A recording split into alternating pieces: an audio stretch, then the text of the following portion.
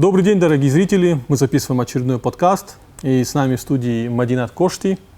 Мы с ней уже записывали большой подкаст про бега Кошты. А сегодня мы поговорим на такую очень специфическую тему права. Мадина, ты же специалист в вопросе права, правильно я понимаю? Ну, можно и так сказать. Я преподаю уже 5 лет где-то.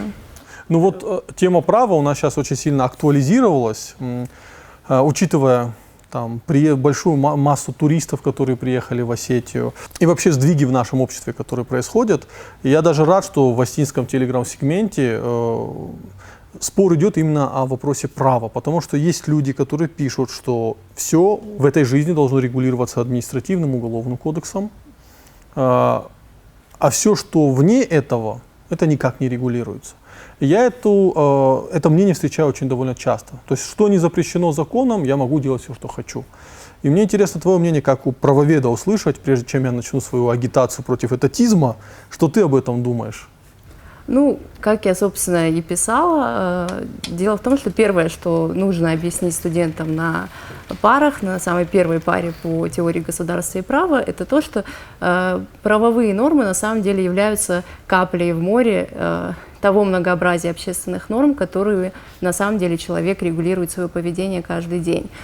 То есть обычный человек, нормальный, мы сейчас не говорим о каких-то девиациях, да, в обычной жизни все-таки ориентируется на что-то другое. То есть мы не убиваем не только потому, что это запрещает закон, а потому что это противоречит нашим каким-то гуманистическим идеям. И человек не ворует не только потому, что это запрещено опять-таки уголовным законом, но потому, что это противоречит его моральным ценностям. Потому что на самом деле закон, он не так всеобъемлющ, как нам кажется. И поэтому, конечно же, говорить о том, что право, ну там не совсем, да, так, я так понимаю, они говорят о том, что если нечто не регулируется правом, то, соответственно, в этом плане у человека есть абсолютная свобода. Тут мы видим две крайности. И что мне более всего интересно, то, что обычно же это высказывают люди, которые защищают либеральные ценности. Да. И тут и кроется какое-то очень большое и серьезное противоречие, потому что чего больше всего, что самое неприятное для либералов, да, самая крайняя форма того, что они не приемлют. Тоталитарное общество, это этатизм. Да. При этом что будет, если человек будет ориентироваться не на какие-то свои моральные и прочие ценности, а если все будет регулироваться государством? Как раз-таки общество придет к таким антиутопическим сюжетом совершенно. Я, во-первых, хочу тебя поправить. Единственным человеком, который защищает либеральные ценности в Осетии, это буду я. Ну, не я, а наша тусовка. Я убежденный либерал, но в России либералами часто называют людей левых взглядов, да, которые пытаются оградиться от норм морали, этики государством. Люди хотят создать свой мир, чтобы в него не вторгался другой человек, и между человеком и человеком должно быть только государство. И на самом деле это страшный мир. Это мир, о котором писал Замятин в своем рассказе не рассказе, романе, наверное. Про то, что писал Джордж Оруэлл. Это Я не против государства, я не могу сказать, что я либертарианец. Да, но я все-таки сторонник того, что общество должна быть возможность регулировать свои внутренние какие-то процессы самостоятельно.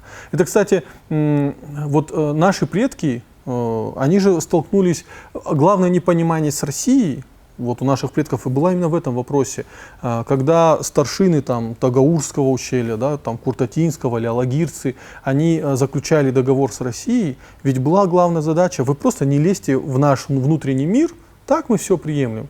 Но потом, поскольку империя это было государство, где только закон, то вольно-невольно этот этатизм стал проникать. У Астин отменили Нхас, у Астин отменили Тархон, поставили судьями каких-то людей, которые не знали местных законов, и начались восстания. То есть проблема в том, что мы, как то общество, которое сформировалось на Кавказе, мы как раз-таки хотим жить в своем мире, и чтобы к нам постоянно не лезли законом. Тогда. Сейчас закон уже есть среди нас. Но, во-первых, он плохо работает, Во-вторых, когда попытка регламентировать все в этом мире, она меня, например, пугает. Но при этом, поскольку я не либертарианец, но некоторые либертарианские концепции мне очень нравятся. Вот, например, что ты думаешь по поводу остракизма, общественного порицания? Да? У нас этого очень сильно боятся. Но все современные либертарианские и либеральные концепции, они строятся на том, что общество имеет право подвергать остракизму людей, которые хотят выйти из этого общества. Ну, я думаю, что тут как раз-таки это и есть, по сути, главная идея, по-моему, либертарианцев, потому что они же говорят о том, точнее, это говорили еще ранее, еще в 17-18 веке, когда возникали различные теории общественного договора. И если мы хотим, чтобы государство выступало в качестве ночного сторожа, как по Джону Локку, да, а не в качестве Левиафана, такого чудовища, которое забирает все права, чтобы там обеспечить какую-то базовую безопасность, то мы должны понимать, что должны быть иные нормы, которые регулируют это многообразие человеческой жизни. Общественные нормы в различных их проявлениях. Это и мораль, и этикет, понятие о приличном и неприличном.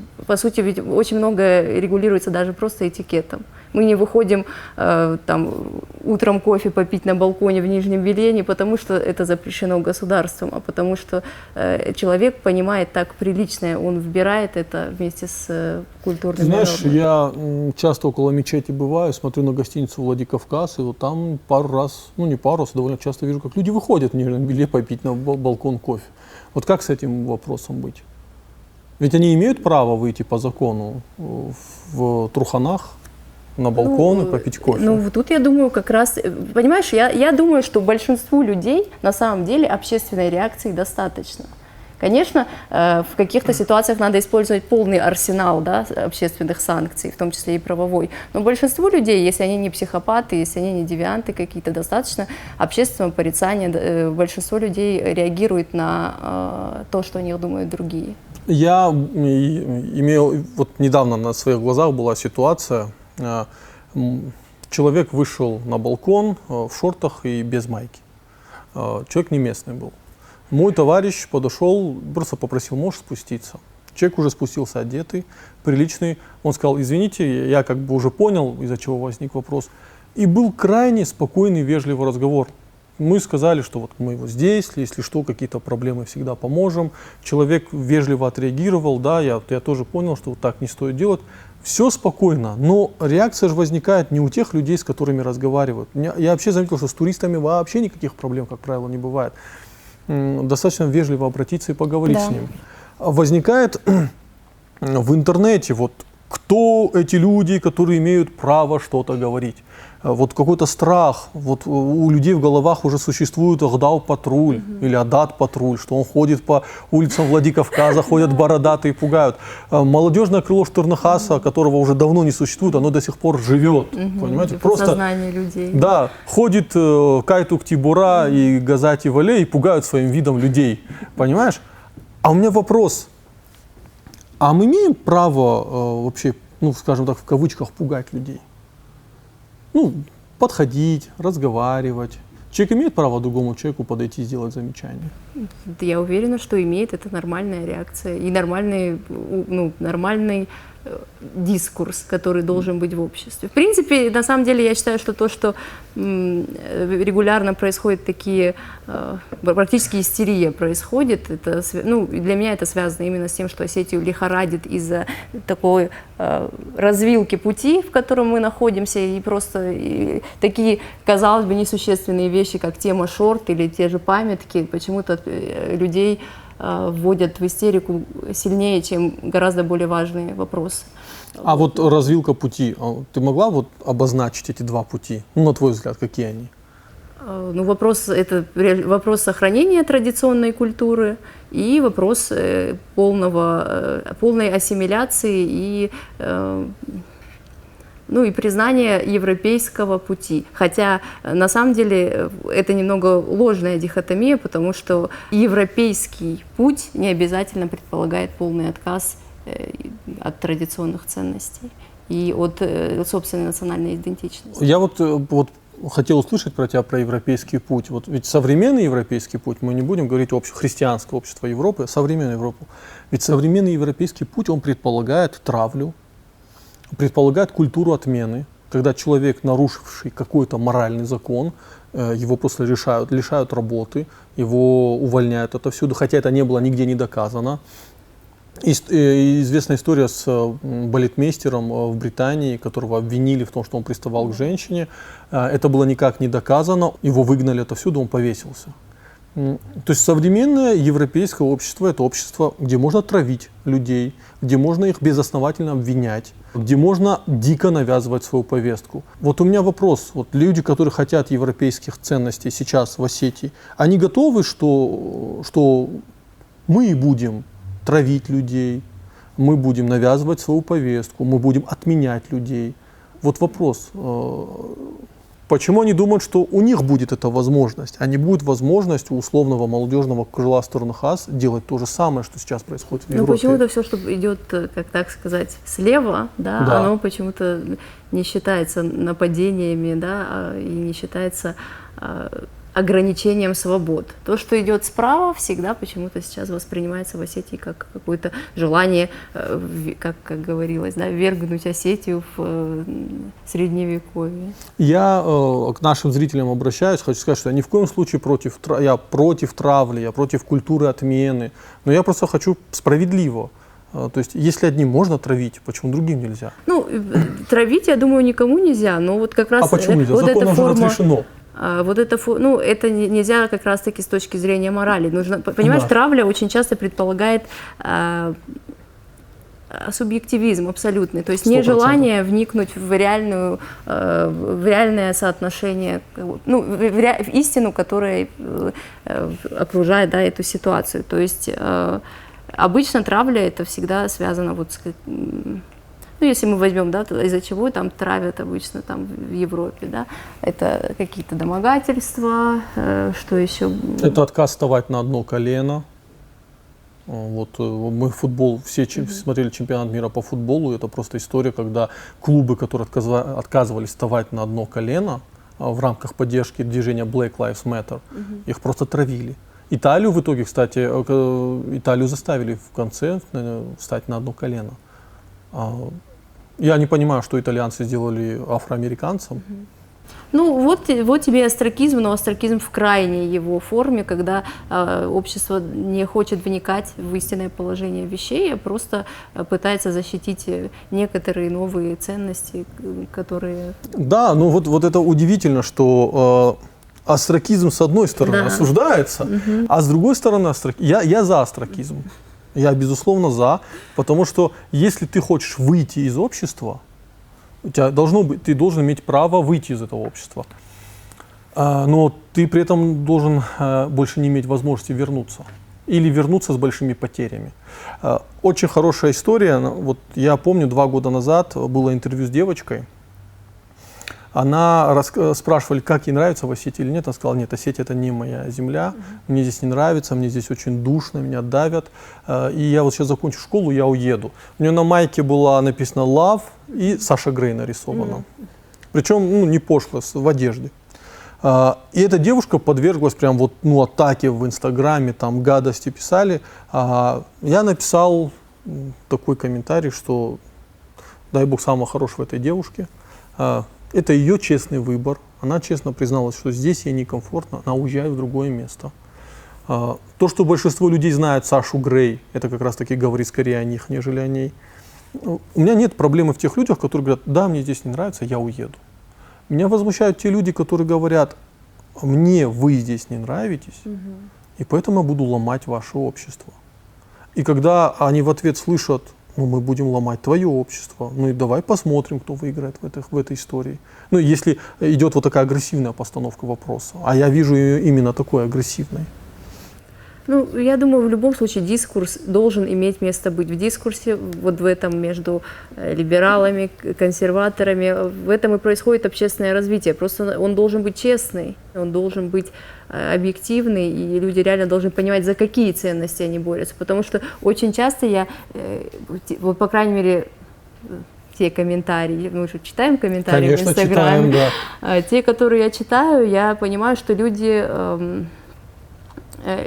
не то чтобы за что-то, они не могут понять, за что они против, у них протест. И вот эта агрессия, которая у них есть, они считают нужным ее сливать именно и наказывать инициативу. Это прям хорошая история, потому что в Осетии любая инициатива наказуема. И говоря о комментариях, когда еще были комментарии ЖЖ, была такая шутка, что сидел дьявол, долго пытался придумать, как вот там людей столкнуть друг с другом. И когда он увидел комментарии в ЖЖ, он сказал: «О, черт, как я до этого не додумался». Вот та же история с Инстаграмом. Давай вот перейдем к другому вопросу, точнее, это продолжение этой истории. Вот ты видела памятку, Да. которую сделала девочка Зарина, просто волонтер, сделала памятку, потом ее переделывала несколько раз, когда услышала фидбэк, получила определенный. Ну, прекрасная инициатива. Да. Пусть кто-то другой сделает свою памятку. Когда это было опубликовано, у людей это вызвало какую-то лютую агрессию. Кто вы такие, чтобы нам говорить, как себя вести? Кто вы такие, чтобы делать памятки? Кто, почему При этом вы? агрессия со стороны наших же соотечественников. Да, безусловно, не со То есть стороны не со туристов, стороны да. туристов. Я думаю, что если туристам раздавать памятку, они, наоборот, будут Им, благодарны. Да, они будут благодарны. Более того, им даже, я уверена, что им так интереснее. Они Конечно. приезжают в другую культуру, им интереснее, эта разность им интересна. Поэтому, да, видимо, агрессия все-таки со стороны. И что они говорят, я просто не читала. Почему, кто вы такие, чтобы говорить, как нам одеваться, как что? Хотя в памятке только 2 предложения было посвящено форме одежды на некрополе в Даргавсе, ну вообще на некрополях. Кто вы такие, чтобы говорить, что нельзя пить в общественных местах? Люди не знают, что федеральный закон запрещает пить в общественных местах. Ну и кучу гадостей. Милые, прекрасные девушки. Вот у меня вопрос, чем это вызвано? Это же просто памятка, это даже не закон. Просто человек сделал. Почему у людей вызывает такую ненависть то, что кто-то пытается вот это общество чуть-чуть структурировать поведение? Ведь это прекрасно. Я, например, когда прихожу куда-то, если мне скажут: Алик, здесь себя вот надо вот так вести. Если я скажу: ребят, мне это не подходит, я уйду оттуда. Но мне будет приятно, что мне обозначили границы поведения. Почему вот попытка обозначить границы поведения у людей вызывает такой вот, Практически подростковый Да. протест, как будто бы, да, то есть не протест зрелого человека. Ты сейчас вот подошла к вопросу инфантилизации общества фактически. Думаешь, с этим связано?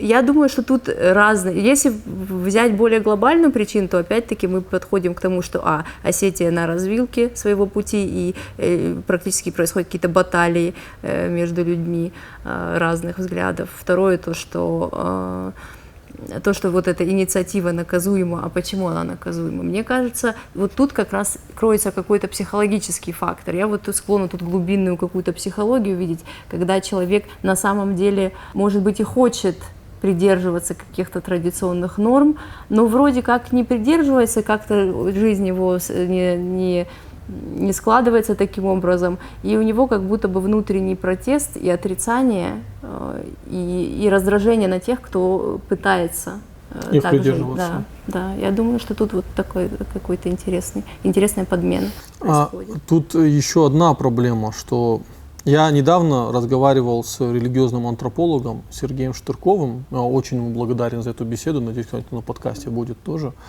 И, был такой стол, мы разговаривали, была речь о вопросе личного пространства в осетинском обществе, готовности от человека слышать замечания.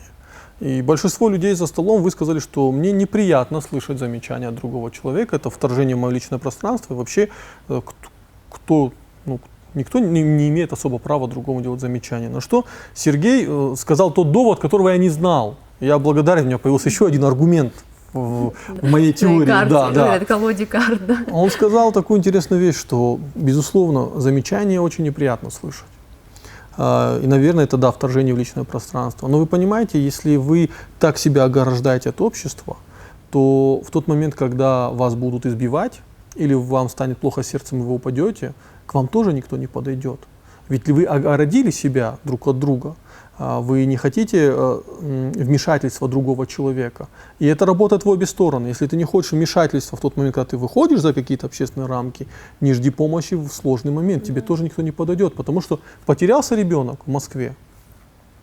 Многие родители, многие люди побоятся подойти к этому ребенку. Потому что а вдруг не так поймут, а вдруг что, а вдруг это. В Осетии мы знаем отношение к чужим. Вот я могу идти с дочкой, кто-то, о, какая прикольная девочка, там поиграется с ней. Он считает этого ребенка своим. В моем дворе, где я живу, идет мальчик до велосипеда. Сидит там мой товарищ, уже взрослый человек, 50 лет. Так, Олег, ты куда идешь? На велосипед покататься. Так, 11 отжиманий на велосипед, подтягиваний на велосипед пока не садись. И вроде думаешь, а кто ты такой, чтобы говорить ему сколько раз подтягиваться? Это же вмешательство в личную жизнь. Но именно ради этого я переехал в Осетию. Ну, я думаю, что, знаешь, мне что в голову пришло, что вот с недавним протестом о шортах, который на самом деле, как оказалось, был не о шортах, это то, что вот девушки возмущаются, что к ним какие-то там парни подходят, там, не знаю, они возмущались о замечаниях или о приставаниях, я вот так не поняла. Я честно посмотрел выступление этой девушки, 3 видео.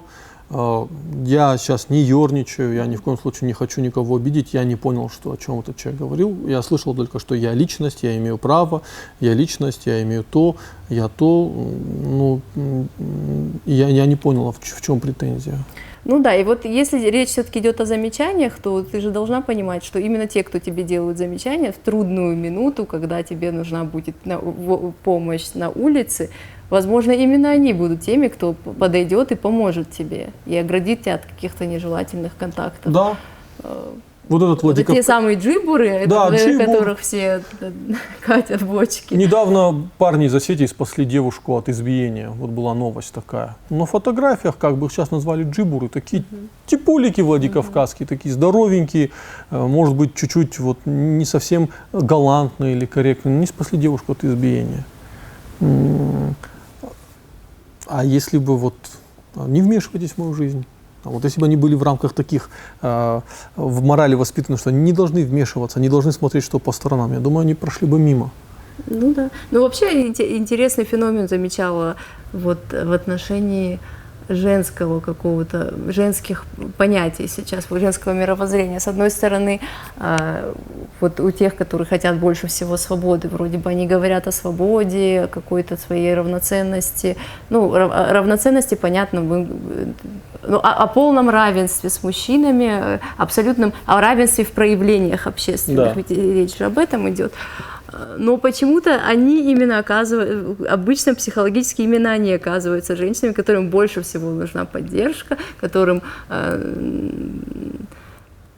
на самом деле абсолютно внутренне традиционные и хотят какой-то мужской поддержки. Это удивительная дихотомия, с которой я постоянно сталкиваюсь. Я вот удивляюсь этому. Еще такой, вот ты сказала про равенство проявлений в общественности. Тебе не кажется, что сейчас, скажем, главным движущим поездом гражданского общества и справедливости в Осетии все-таки являются женщины, не мужчины? Ну, я просто сразу: матери Беслана, Земфира Цкаева, супруга Инала Джабиева, мать Инала Джабиева. Мы постоянно видим женские образы в основном, что женщины более активны в общественном проявлении. И, ну, удивительно, знаешь, что, можешь сказать, вот на суд к Земфире приходили всегда одни и те же люди в основном. Ну, кто там был? Ну, да, собственно, одни и те же, наверное. Ну, к сожалению, да, поддержки. Я считаю, что Земфира получила гораздо меньше поддержки, чем она заслуживала. И чем дело же не только в поддержке в отношении нее. Дело в том, что это как бы дело, которое касается всех, на самом деле. Да. И, конечно, ну, тоже как бы понимание причин этого тоже есть, да, дело длится 6 лет, вроде как уже такого шока оно не вызывает, потому что уже... Привыкли, оно где-то там на периферии сознания.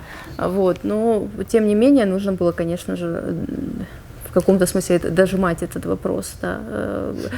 Все-таки резонанс должен был быть растянут.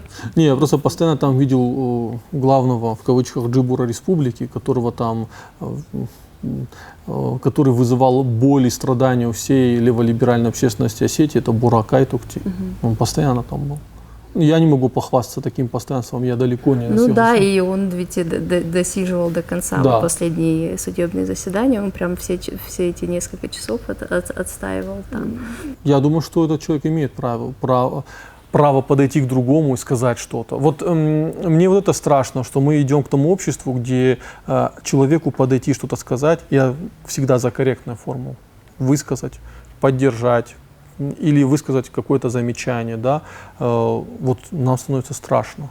Я не могу подойти в Осетии к своему брату Астину и что-то сказать. Это уже нельзя. Это запрещено. Вот, и мы превращаемся в какое-то атомизированное общество. И, так, ты уже думаешь, я из Москвы переехал в Осетию зачем? Чтобы, ровно то же самое получить? Или я все-таки хочу вот это, когда ты через каждые 5 метров идешь, с каждым здороваешься, и это там троюродный брат, это там со двора твоего брата, вы с ним в детстве общались, и ты правда себя чувствуешь каким-то защищенным. Я не знаю, я вообще не понимаю все это возмущение, наверное, я тут тоже субъективно, я это возмущение не понимаю, потому что у меня ощущение, что в Осетии сейчас идеальный баланс свободы и при этом какой-то близости людей друг к другу. И мне кажется, что его нужно сохранять. То общество, за которое те люди, о которых мы говорим, борются, они, может быть, его совсем не хотят на самом деле. Не, они получат это общество, но они не понимают, кто в этом обществе будет рулить. В Осетии, если сейчас они получат то, что они хотят, будут рулить люди очень традиционных взглядов. Потому что здесь сейчас сила этих людей гораздо больше. По крайней мере, в общественном пространстве. Нет, я говорю дискуссии. о том, что какой итог бы хотели люди, которые вот все время говорят о том, что их ущемляют, что здесь мало свободы, что здесь нечем дышать. Что бы они хотели в таком случае? Как ты говоришь, атомизированное общество? Да. Мой товарищ, он часто говорит: окей, я согласен на ваши там ЛГБТ там, движения, да, на вот все, что происходит в западном мире, но дайте мне тогда западную экономику, дайте мне суды американские или европейские, дайте мне все.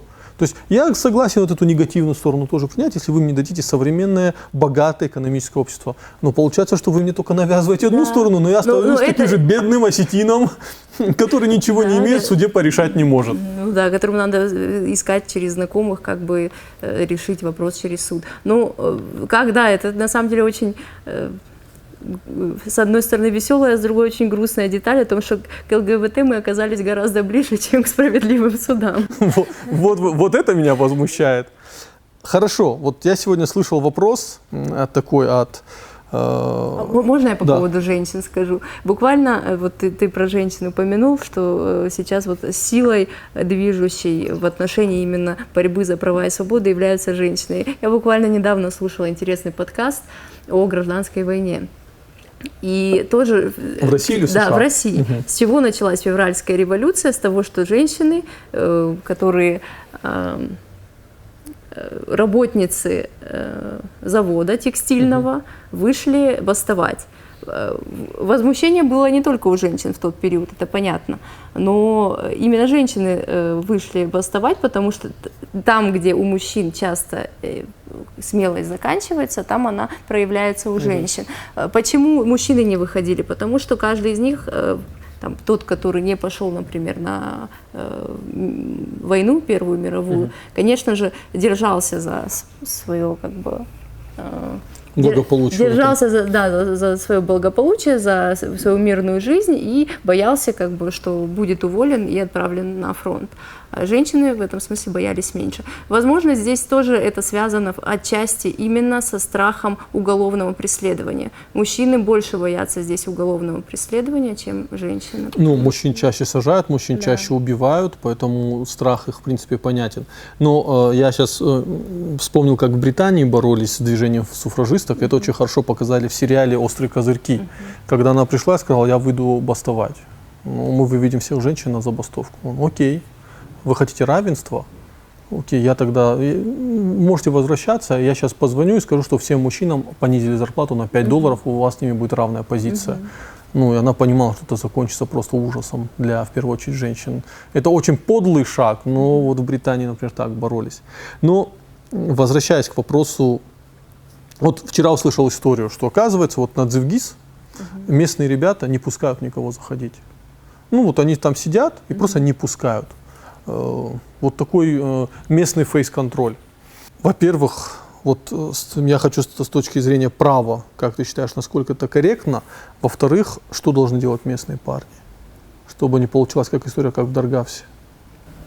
Ну, я с большим уважением отношусь к общественной инициативе в таких вопросах, потому что там, где не работает институт государственный, там, конечно же, общество должно брать на себя эту ответственность. И вообще, ну, мы никогда не должны ограничивать себя, вне зависимости от действий наших властей, мы не должны снимать с себя ответственность за то, что происходит в нашей республике.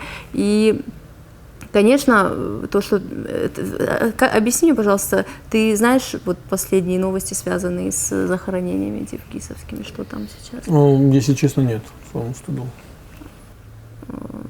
Ну, я считаю, что вообще я немного здесь уйду более глобально вот в эту тему. Я считаю, что те проблемы, которые у нас возникают с туристами, являются логическим продолжением тех проблем, которые есть у нас у самих, без туристов. То есть, если мы возьмем защиту памятников наших, да, исторических, естественно, Даргавс, Дивгиз, Цмети. Это все места, которые разрушаются, находятся в очень-очень проблемном состоянии со всех сторон. И с точки зрения архитектурных этих памятников, ты видел, наверное, в Цмети, что очень много разрушенных башен, да. И они будут разрушаться, и это, их разрушение происходит сейчас в геометрической прогрессии, потому что чем дальше, тем сильнее.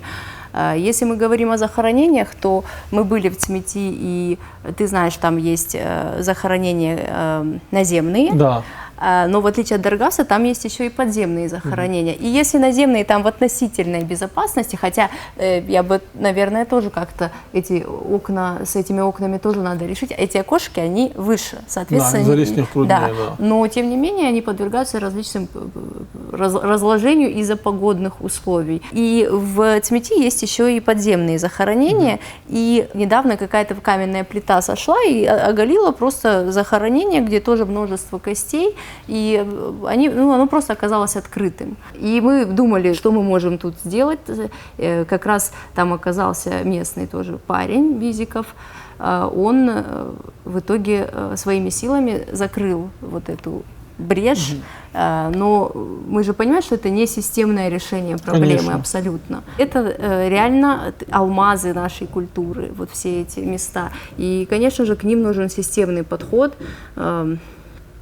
Я знаю, что многие историки, вообще проекты по сохранению вот этих культурных памятников, они все время в культурной повестке есть. Например, вот такой ученый, как Таймураз Плиев, у него был проект по Цмети.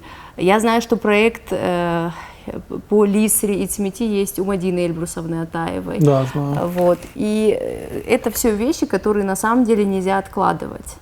И время, на самом деле, гораздо более страшный вандал, чем какие-либо туристы. И поэтому то, что мы не решаем этот вопрос, оно на самом деле гораздо больший вред наносит, чем сотни туристов, которые туда ходят. Ну вот я вижу, что люди решают вопрос. Вот ребята в Цмети, не в Цмети, а в Дивгизе, они решили вопрос. Они вышли и сказали, мы больше туда пускать никого не будем.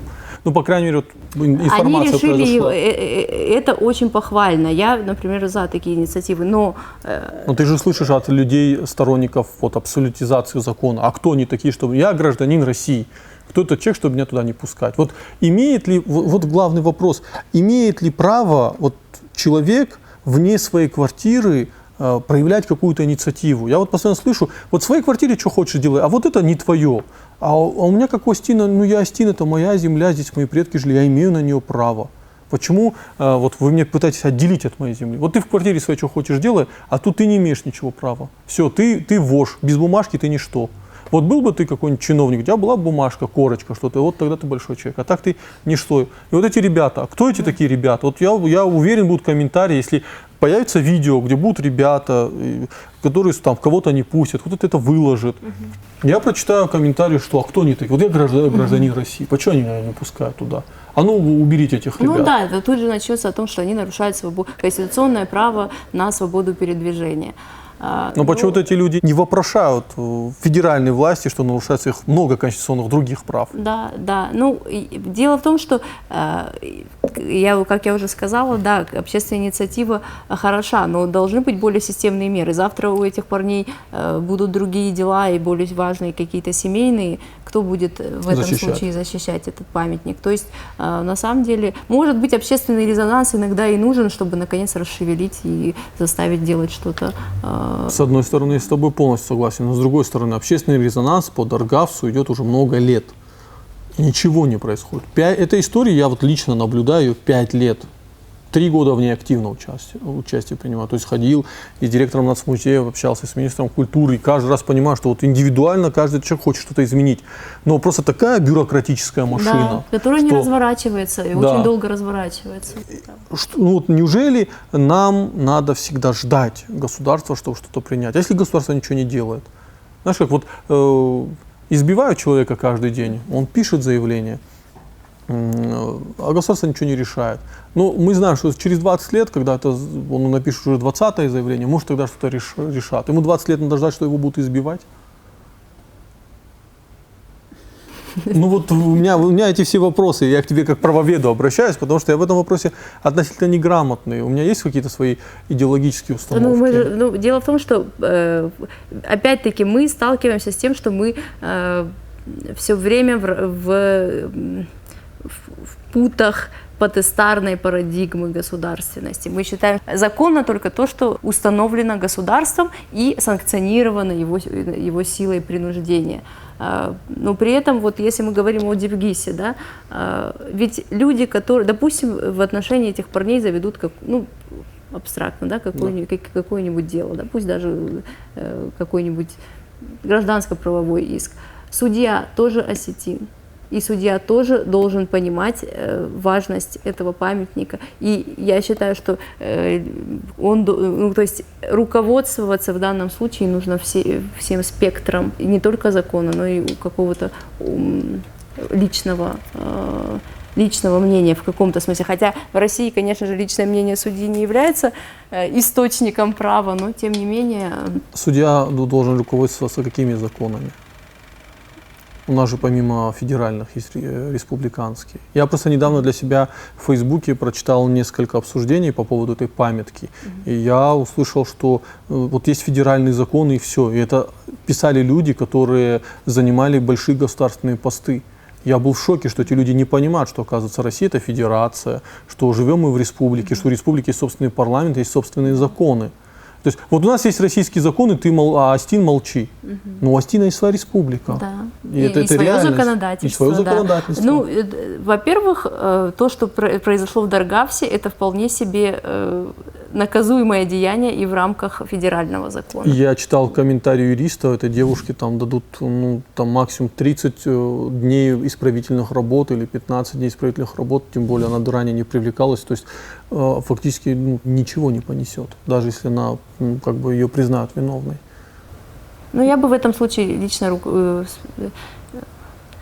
использовала такую меру, как штраф. Это очень хорошая мера, она очень хорошо дисциплинирует людей. Я согласен. Вот. Во-первых, все эти ситуации на самом деле являются нарушениями федеральных законов и законодательства об охране объектов культурного наследия.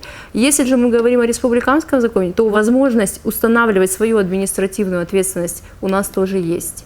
И я сейчас не скажу, какие у нас есть подобные законы, но первое, что приходит в голову, ты помнишь, как в Чечне ввели административный штраф 1 000 000 рублей за кражу невесты. Я помню, да.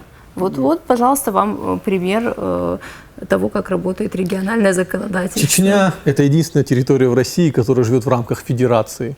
Да, вот есть Москва, Чечня и вся остальная Россия. Вот в этом большая проблема. Ну да, конечно, говорить о готовности нынешней власти в Осетии принимать такие законы, я думаю, это Хорошо. преждевременно. Тогда чуть-чуть дальше пойдем. С Дивгисом и Даргавсом все абсолютно ясно. Да, в принципе, любой адекватный человек понимает, что вот, подобное осквернение это недопустимо, и мы понимаем, что большинство туристов, конечно, себя таким образом не ведут.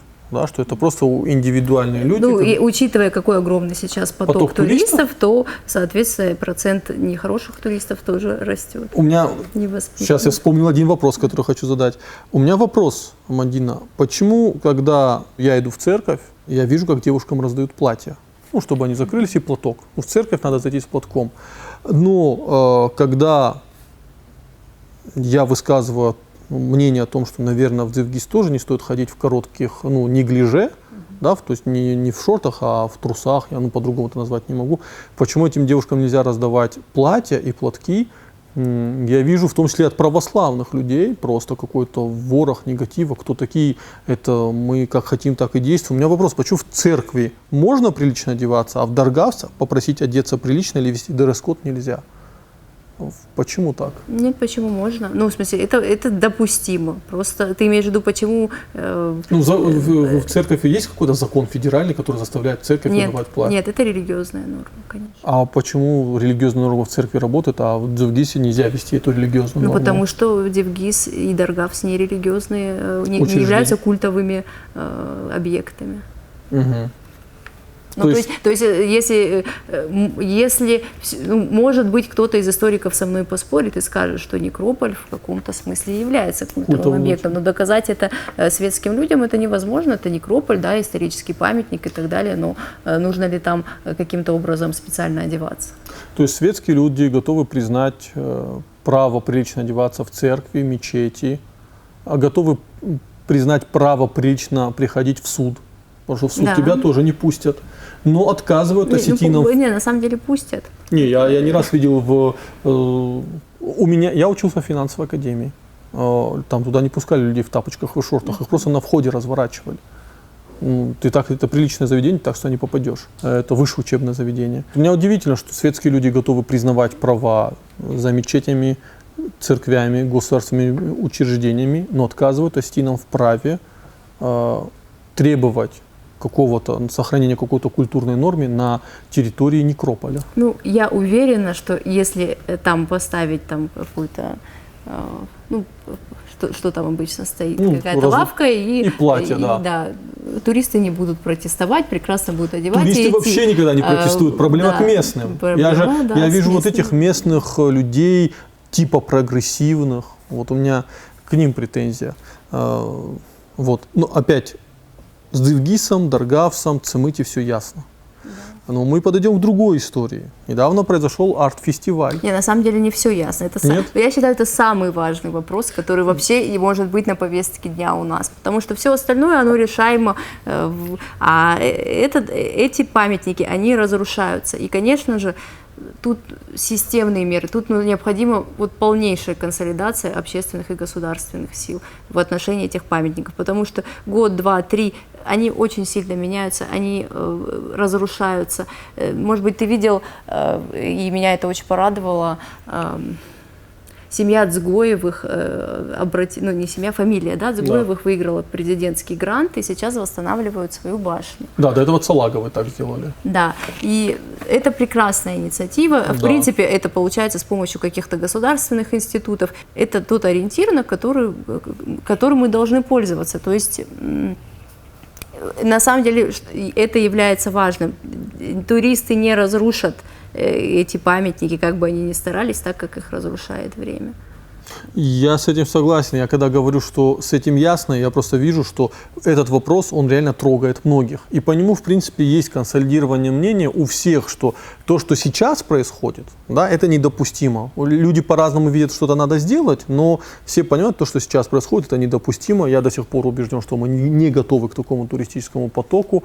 Он просто, он негативно скажется и на туристах, и на нас. Вот на данный момент мы не готовы принимать такой огромный объем туристов. Мы получим большие неприятные последствия. Какие? Во-первых, я думаю, что туристы будут в какой-то момент недовольны. потому что нету инфраструктуры, нету качества сервиса, цены взлетели. Это когда было дешево, было прикольно. Турист уже приезжает, он платит большие деньги, он не понимает, за что он платит. Во-вторых, мы видим, как наши нормы поведения в обществе, они просто разрушаются, да, вот этим потоком. Мы не можем справиться с таким количеством туристов. Мы видим периодическое осквернение Даргавса, периодическое, потому что это происходит там раз в месяц. Ну, я в этом вижу как раз позитивный аспект, потому что только это, возможно, способно расшевелить. Ты думаешь, что ты в данном случае придерживаешься стратегии, чем хуже, тем лучше? Я считаю, что хуже уже быть не может, потому что это то, что мы видим. Ведь, по сути, мы видим какие-то осколочные элементы, да, что одна там сняла... То есть мы видим только то, что снимается на камеру. Да. Как кто-то зашел туда, как кто-то, может быть, каждый день заходит и забирает эти черепа с собой. Ты знаешь, что... я, например, точно знаю, что с России часто... И не только с России, это и в Осетии есть такие люди, которые занимаются оккультными практиками. И про это Марат Цагараев говорил на круглом столе. Забирают эти кости с собой. Для проведения шаманских обрядов. И хуже, чем сейчас, быть не может, это определенно. И там то, что там кто-то куда-то залез, и мы это увидели, это на самом деле не является крайней точкой. Я вот очень боюсь фразы, что хуже быть не может. Боишься, что я сглажу, да? Не, а потом всегда бывает хуже, понимаешь? Вот, поэтому, конечно же, хотя бы это провоцирует общество и государство на какие-то действия. Я все-таки очень... Надеюсь, что Может быть, я в розовых очках, но я надеюсь, что наконец с Даргавсом, по крайней мере, вопрос будет решен. Я надеюсь, что он решится, пока как-то это все очень плохо идет. Кстати, Даргавс очень интересное место, знаешь, в каком аспекте? Вот сколько я работаю в государственных и окологосударственных учреждениях, все время есть желание посчитать поток туристов. Да? Да. Причем он сейчас тоже в связи с коронавирусом и с тем, что люди перестали ездить в другие страны, он вырос просто в геометрической прогрессии. И мы это замечаем даже вот просто глазами. Но их посчитать, на самом деле, внутренний туризм очень сложно считается. И там я видела разные способы. Сейчас, например, агентство стратегических инициатив предлагает отслеживать цифровой след туриста. У них есть такая, у них есть такая одна из их услуг, это вот подсчет, анализ цифрового следа туризма. И я надеюсь, что наш комитет по туризму как-то возьмет это на вооружение. Интересно, на самом деле. Но Даргавс в этом плане является очень интересным местом в плане того, что плюс-минус посчитать туристов с помощью Даргавса можно. Потому что большинство туристов, которые сюда приезжают, посещают Даргавс. Да. А местных, на самом деле, там, естественно, мизер. Да. Сейчас, на данный момент, по крайней мере. И, соответственно, мы вычтем оттуда тех туристов, которые туда не попали. И плюс-минус у нас получится какая-то картина того, сколько на самом деле будет сюда небольшая туристов, погрешность, да. Да, туристов приезжает.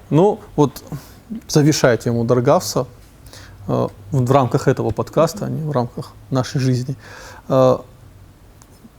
следующая история, которая вызвала неоднозначное обсуждение, и вот тут тоже для меня вопрос и права, и личной инициативы, и вот этого взаимодействия. Это арт-фестиваль в горах. У меня нету однозначного мнения по этому вопросу, потому что там и мои друзья участвовали, они делали, рисовали этот стрит-арт или маунтин-арт, как я не знаю назвать это, и многие произведения мне, правда, понравились. С другой стороны, меня вызывает страх, что люди выносят вот эту попытку рисовать в горы, которые как бы должны оставаться нетронутым пространством. Вот у меня в данном случае твое мнение очень интересно, учитывая, что ты туда ездила. Да. Вот ты как к этой инициативе отнеслась? Для начала я увидела это все в интернете. Не могу сказать, что это вызвало у меня какое-то раздражение, потому что я уже, ты помнишь, именно там, по этой дороге, есть прекрасное граффити с Кирой Найтли. Да. Я там неоднократно была и знаю, что оно не портит абсолютно. Там есть дорога, ты знаешь, это серпантиновая дорога между Кубанью, Да. доходящая до Кахтисара и спускающаяся в Дарьяльское ущелье. Она была прорублена, можно сказать, тогда, когда завалила Кармадонскую дорогу, Да. в связи с трагедией. И она прорублена буквально в скалах, таким образом, художники использовали, получается, вот эти срубы скал для вот этих граффити. И не могу сказать, что дорога сама по себе... Да, там в некоторых видовых точках там прям красиво, да. Но вот эти граффити, по крайней мере, вот то, которое я изначально увидела, которое было несколько лет назад с Кирой Найтли, она вот стоит рядом с видовой точкой, откуда открывается красивый вид. Но я уверена, что не будь там этого граффити, люди бы не выходили из машины и не заметили бы даже эту красивую видовую точку. А люди выходят, фотографируются с граффити и потом замечают, наконец, вот эту красивую видовую точку, на которой они тоже фотографируются, которая открывается вот как раз на Кубанское ущелье. И когда я решила прояснить этот вопрос, когда я увидела заявление Общественной палаты, письмо Общественной палаты. Я прошу, такая заметка, Мадина, извини, что тебя перебиваю. Вот мне недавно в разговоре с Марией, которая работает в Центре современного искусства, она использовала слово «деликатный», а ты использовал слово «прояснить» сейчас. И это такие два слова, которые мы так редко используем, вот деликатность и попытку прояснить. Обратите внимание, Мадина не стала делать выводы, как я, например, сделал выводы поспешные, или она решила прояснить для себя вопрос. Как это прекрасно, когда люди пытаются что-то прояснить. Да, когда я увидела обращение Общественной палаты и прочитала его, вот тогда как раз, да, я решила прояснить этот вопрос и поехала, мы быстро собрались, поехали по этой дороге, она же на самом деле не так далеко от города. Единственное, что там нужно, это хорошая машина, потому что дорога объективно опасная. И когда я увидела эти граффити, я поняла, что все-таки это тот случай, когда общественный резонанс случился, я считаю, что на пустом месте, потому что, во-первых, эти граффити не нанесены, как в заявлении Общественной палаты написано, они там испортили культурный памятник, средневековую Кахтисарскую крепость. Это совершенно не так, потому что крепость находится выше. Они использовали только вот эти срезы скал по дороге. И некоторые граффити смотрятся очень красиво. Уже там мы встретили огромное количество машин, люди вылазили оттуда, фотографировались, дети тоже, толпой собирались, фотографировались возле этих граффити. То есть они на самом деле очень эстетично и красиво смотрятся там. И уж точно, я уверена, что вот на мой эстетический вкус они совершенно не портят местный пейзаж. И как бы здесь получается, что все-таки обвинения в порче какого-то культурного памятника, они не обоснованы и даже ложные. А можно этот вот вопрос тебе задам? А если бы они... я фанат стрит-арта, я в Тумблере, такая соцсеть есть, где я вот смотрю за стрит-артом, по хэштегу стрит-арт смотрю. Например, сейчас очень модно полуобнаженные тела рисовать. Вот если бы там нарисовали обнаженную девушку, или полуобнаженную девушку, как бы это было, на мой взгляд, на твой взгляд? Я-то понятно, по моему лицу видно, что я об этом думаю. Ты что об этом думаешь? Наверное, я бы тоже не защищала такое граффити, потому что как раз-таки такое граффити может оскорбить какие-то общественные вкусы и вызвать негодование. То есть мы должны понимать, опять-таки, что маршрут туристический, что мы им что-то демонстрируем, то есть мы демонстрируем нечто этим маршрутом и всеми объектами, арт-объектами, которые там есть. И в целом согласись, что многие арт-объекты, которые сейчас в Осетии есть, да, большинство из них, не все, конечно, они украсили. 100%.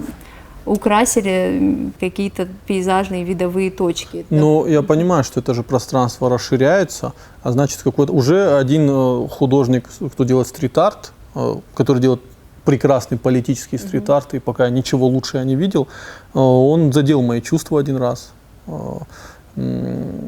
картиной, в которой он высмеивал попытку моралистов прятать действительность. Ну и там была статуя картины, которой астинский флаг прикрывал, ну, то, что должно было быть обнаженным. Как бы. Меня, например, оскорбила эта картина. Я понимаю, что он в самовыражении, но я и понимаю своего права оскорбиться. И при жизни, ну я, во-первых, сказал об этом, во-первых, этот стрит-арт пропал. Вот вопрос, ты говоришь, я согласен с тобой с одним «но». Должны ли были эти картины, которые они будут рисовать там, хоть как-то согласовываться? Или с кем-то согласовываться? Ну, вот знаешь, большинство людей, с кем я говорила об этой теме, умные, образованные люди, они считают, что да, там должно согласовываться. Но и вроде бы, как я знаю, ребята согласовали что-то с местной администрацией, да, и с владельцем этой автодороги. Но мы должны понимать, что если каждый ну, даже не то, что арт-объект, да, арт-объекты, наверное, все-таки должны согласоваться, но если каждое граффити будет согласовываться с властью, то мы просто останемся, никаких граффити просто не будет, и все, потому что все эти бюрократические проволочки, они и с творчеством никак не коррелируются. Ну вот видишь, то есть эти ребята, видимо, согласовали, я думаю, что они кому-то показали рисунки, ну, тому же Руслану Гацалу, что мы будем рисовать то, сказали, окей. То есть есть какой-то у нас есть вот внутренний ценз, внутреннее понимание, что правильно, что нет. Но я в то же время понимаю, что ну, там легко могла появиться картина. Ну, ребята там приехали из Калуги, ребята творческие. Ну, там же были и наши ребята, которые... Во-первых, не обязательно ребята из Калуги прям хотят нарисовать обнаженную натуру. Во-вторых, ребята из Калуги могут осознавать, куда они приехали, относиться с уважением к культуре. Я думаю, что так и было. Но они, и в-третьих, они не считают, что обнаженная фигура что-то неуважительное. Я, например... Они, может быть, не считают в соответствии со своим мировоззрением, но приезжая сюда, они понимают, что здесь это неуместно, поэтому она там не появилась. Недавно была же фотосессия в горах, обнаженная, и сказали, что это вот хорошая обложка для фототура в Осетию, где обнаженные девушки гуляют по полю. Во-первых, мне задали вопрос, Алик, как тебя это оскорбляет? Ну, почему тебя это оскорбляет? Я говорю, вот не знаю. Оскорбление – это чувство иррационально, оно меня оскорбляет. Я говорю, как вот если про тебя скажут, тебе в лицо матом неправду, ну ты же не такой, но тебе сказали, почему тебя это оскорбляет? Ты же захочешь как-то проявить свое негодование.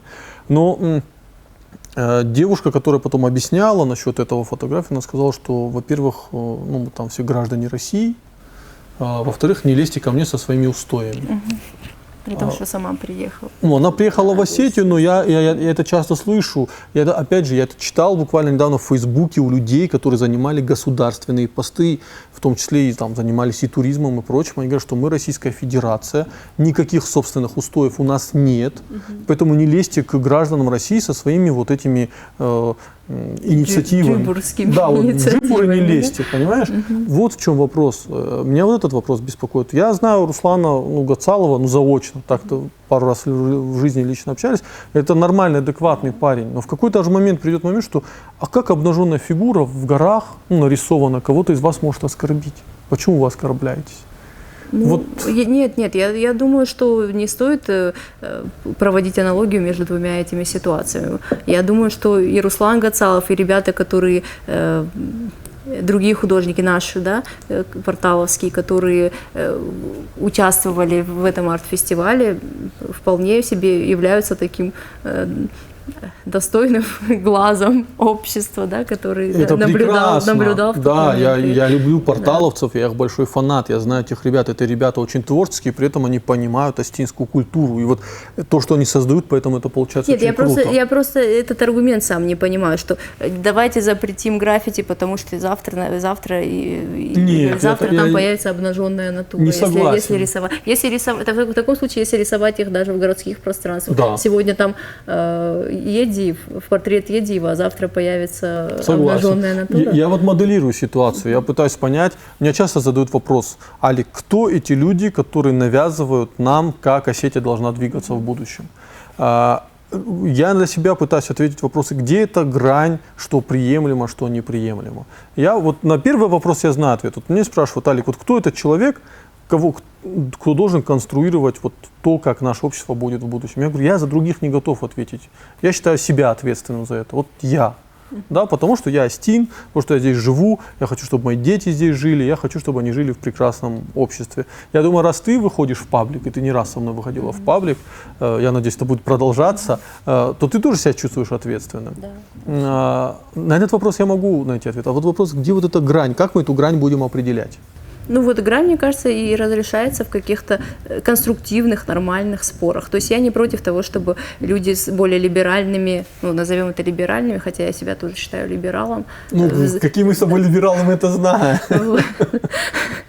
Ну, я не против того, чтобы высказывали свое мнение. Это нормальный общественный процесс, когда одни высказывают свое мнение, другие другое. Но я же говорю, мы не должны в этом случае отходить далеко от истины и от целесообразности. Важна целесообразность. Мы должны видеть, куда мы идем. И как все эти катаклизмы, которые случаются здесь, влияют на наше будущее. Да, и еще я знаю, что бы хотела сказать по поводу нашей ответственности.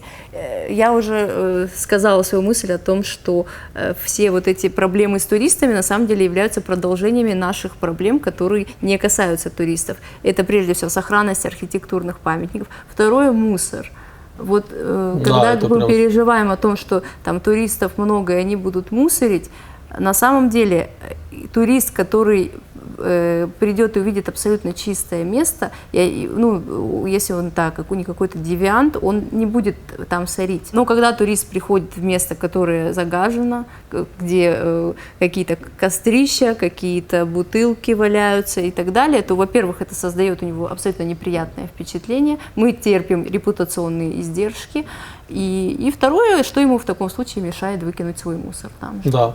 То есть это проблема нашей культуры. Но мы должны и сами трепетно к этому относиться, и призывать к этому. Тогда наш призыв будет справедливый. Да. Третья проблема, которая касается туристов, это вот этот самый внешний вид, что является камнем преткновения чаще всего в этих спорах о внешнем виде туристов. То, что на самом деле и у нас многие люди как бы позволяют себе обнажаться. Да. Я не против шорт, я сразу это скажу, потому что я долго думала над вопросом шорт и все-таки пришла к выводу, что меня, если они не какие-то микро или там очень короткие, то они как бы меня не вызывают вообще никаких эмоций. Я тоже считаю, что как наш друг Руслан Тотров, я тоже считаю, что нас должны интересовать более глобальные проблемы. Когда мы поднимаем вопрос о оголении туристов, мы должны понимать, что мы сталкиваемся с людьми, которые будут говорить, а посмотрите, как ходят сами осетины. Ну, это же личный выбор каждого, да, то есть я, например, когда ко мне приезжают туристы, я им говорю о том, что, ну, если ты мой гость, там, при мне можешь там шорты не одевать. Вот со мной пока ты вообще никакие шорты не приемлешь? Нет, я не скажу, что я не приемлю шорты, это вот... Ну, смотри, вот это то, что девушка... до колена, мужчине. Мне неприятно это. Ну, а тебе это эстетически Да, мне это эстетически не... Я тебе больше сейчас расскажу момент. Кстати, на женщинах глобально, если шорты ниже колена, что юбка ниже колена, или, это разницы никакой нет. К женщинам в плане вопрос шортов не применялся никогда, да, поэтому этот пикет был очень смешной. Вот к мужчинам этот вопрос. И еще вопрос тапочки. Например, мне очень неприятно видеть босоногую тапочки. Я когда отдыхал в Сухуме, мы из Нового Афона, я вот прямо вот с пляжа, да, вот в тапочках, в штанах, все, но в тапочках приехал в Сухум. И я вдруг понял, ну вот идет турист, человек славянской внешности, на него абхаз никак не реагирует, а вот на меня прямо агрессивно смотрит. Вот смотрит, видит, что я в тапочках без носков, и вот такое прямо у него было, знаешь как. И у него была претензия, вот я в глазах отвечал, ну ты же кавказец, ну ты же вот, мы же с тобой одной культуры, да. Абхазы сами не ходят в сандалиях? Не, ходят тоже, но я говорю о тех вот, чей взгляд на меня играл роль. Я видел человек приличный, достойный, я подходил, что-то спрашивал, он обращал вот на мои ноги. Я думал, до отеля доберусь сейчас быстро. Туфли, носки, все как полагается. Мы знаем, что западно-кавказская культура не предполагает оголение ноги. Это до сих пор есть. Вот. Я там в детстве сандали мама не могла меня заставить одеть, я как носки одевал. Вот. И я когда вышел, я вдруг понял, что я нахожусь сейчас в рамках абхазского общества, этикета абхазского. И я сразу почувствовал от тех людей, которых я считаю правильными, я почувствовал сумасшедшую доброту. То есть я захожу, они видят мой внешний вид, я захожу в магазин, да, и о, салам, брат, там, заходи, там что-то. Не, это просто так бери, вот там, дочка с тобой, а вот это подарок, ты наш брат. Ты откуда? Из Осетии? О, остины наши братья. И я понимаю, что если бы я зашел одетым по-другому, не было бы такой реакции. А так, брат, мы видим, что ты наш. И ты сразу получаешь огромное количество плюшек, вот, просто социальных, от того, что ты просто соответствуешь какому-то там виду приличия. И это же прекрасно. То есть я вот, мне это понравилось. И поэтому вот шорты — это вопрос, вот как тебе будет относиться, на мой взгляд, правильные пацаны. Вот в чем вопрос. Хотя для многих это так себе довод. Ну, пофиг, как мне будут относиться в Осетии. Я вот приехал, 2 дня погулял, и пошли вы нафиг. Я вам свои деньги дал. Я здесь покушал, я отдохнул. Ну вот это, кстати, тоже достаточно неприятно становится, когда некоторые туристы высказываются в ключе: вот мы привозим сюда свои деньги. Неужели непонятно, что деньги тут не являются самым главным решающим фактором? Мы живем сейчас, Мадина, в очень материалистическом обществе. Смотря на детей 10-11 класс, 9 класс, 7 класс, понимая, как они хорошо разбираются в брендах, и то, что если нас... Я просто помню, что нас в 10 классе интересовало не самые прекрасные вещи вообще. То есть мы далеко не самое хорошее поколение, и у нас тоже были веселые эксцессы, но в брендах мы так не шарили. Мы за кроссовки разбирались, единственное, что тогда у нас дифференциация по кроссовкам была. А сейчас прямо брендирование какое-то сознание произошло. Поэтому, учитывая, сейчас деньги очень важны. Это прям самое важное, наверное. Ну, вот, кстати, я, знаешь, о чем подумала? Что касается вот этой фотосессии обнаженной, наверное, меня как женщину там ничего, естественно, не удивляет, и даже оно меня как-то не тронуло. Ну, то есть... Я, например, особо оскорблена не была, я поняла, что это там какие-то приезжие, и в целом там, что они там на поле, мне все равно. Но когда я увидела видео обращения этой девушки, тогда уже у меня это тоже вызвало негодование. И помнишь, когда у Дудя была одна девушка из Pussy Riot? Помню. Вот. И она же тоже как-то каким-то образом обосновывала свои вот эти протесты. Да. По сути, это же поведение, в принципе, одного рода, да? Да. Такое протестное, но она не вызывала негатив, потому что было видно, что вот в ней есть какой-то анархизм, она что-то там демонстрирует обществу, и, ну, то есть, вот она является таким человеком-протестом, да. Когда я увидела девушку, которая организовала вот эту фотосессию, у меня такого ощущения не возникло. У меня ощущение, что это просто достаточно аморальный человек, который использует обычный для людей такого плана аргумент. Вот мы аморальные, зато мы честные. Вот вы там у себя что-то там скрываете, на самом деле занимаетесь непотребствами похуже, а мы зато честные. Вот это почему-то типичный аргумент тех, у кого вот этот моральный порог очень низкий. Я не ожидала услышать извинений. Я тоже не ожидала услышать извинений. Я ожидала, может быть, услышать что-то из разряда, там, мы не нарушили никакой закон.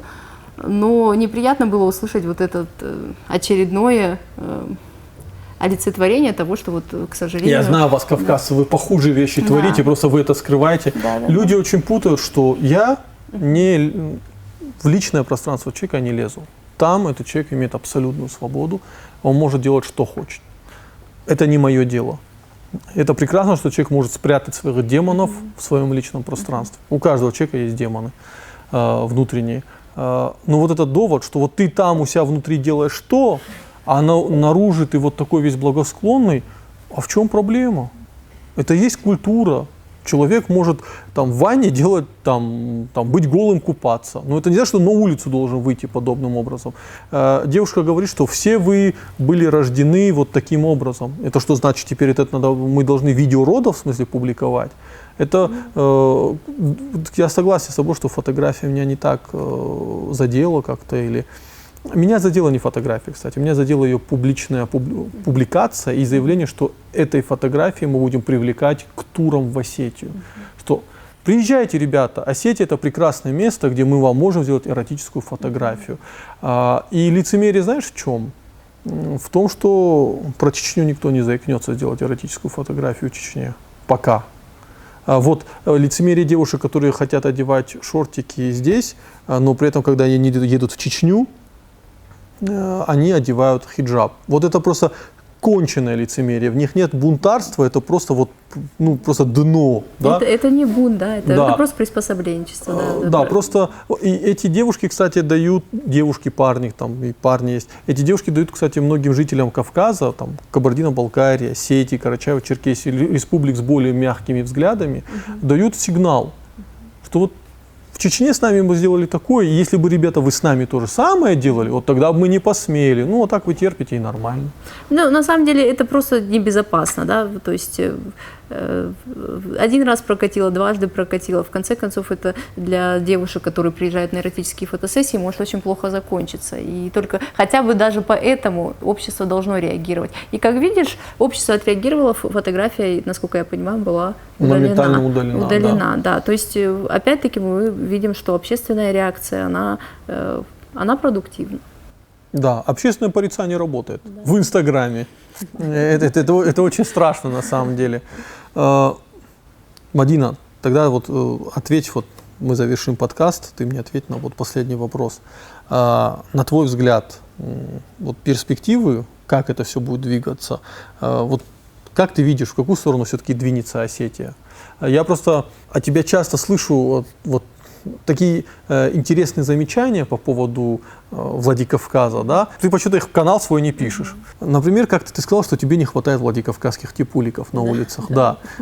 Я хочу, чтобы ты эту мысль развила, потому что она очень интересная, я ее всем рассказываю, и мне просят, пусть этот человек сам нам это расскажет. Ну, с типуликами лично я себя ощущаю безопаснее. То есть у кого-то они вызывают страх, а лично я себя ощущаю безопаснее, потому что когда я вижу... Я не против, опять-таки, там, зеленых волос, шорт. В принципе, как бы, если это не в каких-то совершенно крайних вариантах, оно тоже меня не трогает.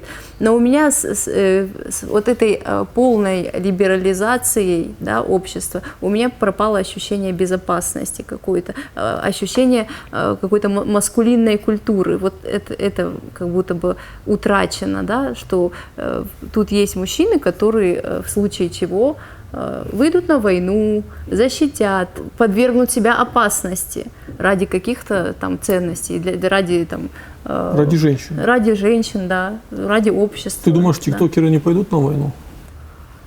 Я не могу просто сказать то, что я об этом на самом деле думаю, потому что это будет too much. Вот. Я просто хочу отметить, что Мадина на самом деле очень современная, очень прогрессивная девушка. Именно в том смысле, в котором я понимаю современность и прогрессивность. Часто мы, когда говорим, будь современным, это наркотики, секс и рок-н-ролл, почему-то мало кто воспринимает будь современным, это классическая музыка, ядерная физика и философия.